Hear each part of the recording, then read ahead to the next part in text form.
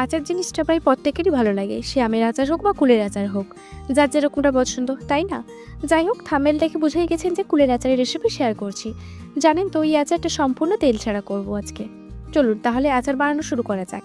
এই আচার তৈরির জন্য কুলগুলো যে পুরোপুরি পাকাই হতে হবে তার কোনো মানে নেই, এরকম কাঁচা পাকা কুল হলেও চলবে।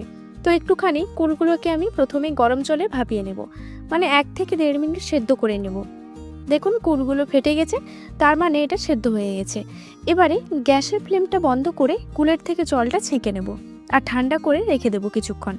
ততক্ষণে আমরা আচারের জন্য মশলা তৈরি করে নেব। প্রথমে কয়েকটা শুকনো লঙ্কা দিয়ে একটু নাড়াচাড়া করে ভেজে নিলাম। এর মধ্যে দিয়ে দেব 2 চামচ গোটা মৌরি, 1 চামচ গোটা জিরে ও 1 চামচ পাঁচফোড়ন। মশলাটা হালকা আঁচে নাড়াচাড়া করে ভেজে নিলাম।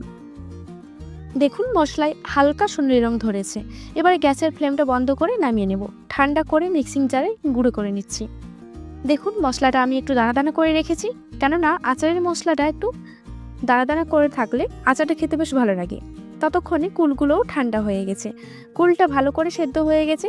কুলের এই যে ভেতরের যে পিচ্ছিল অংশটা বের করে নেব।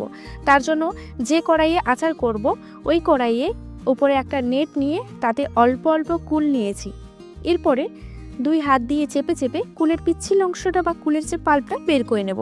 কুলের পাল্পটা বা পিচ্ছিল অংশটা বের করে কড়াই ধরে গ্যাস ওভেনে বসিয়ে ফ্লেমটা লো রেখে অনবরত নাড়তে থাকবো। নাড়তে নাড়তে ঘনত্ব আর রংটা বদলাবে, ঠিক তখনই আচারের পরিমাণ বুঝে লবণ আর মিষ্টির স্বাদ অনুযায়ী চিনি দিলাম। আবারও ক্রমাগত নাড়তে হবে যতক্ষণ না চিনি গলে যাচ্ছে। আমি মোটামুটি 2 থেকে 3 মিনিট নেড়ে দিয়েছি।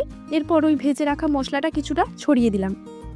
এর মধ্যে যদি এক্সট্রা জল থেকে থাকে সেটা শুকিয়ে গেছে। এবারে দেখুন আচার অনেকটা গাঢ় আর আঠালো ধরে গেছে, আগের তুলনায় অনেকটা ঘনত্বও হয়েছে। আর বেশি শক্ত করব না, এরকম অবস্থায় সামান্য ভাজা মশলা আর ওপর থেকে একটু চিলি ফ্লেক্স ছড়িয়ে শক্ত করে নেব।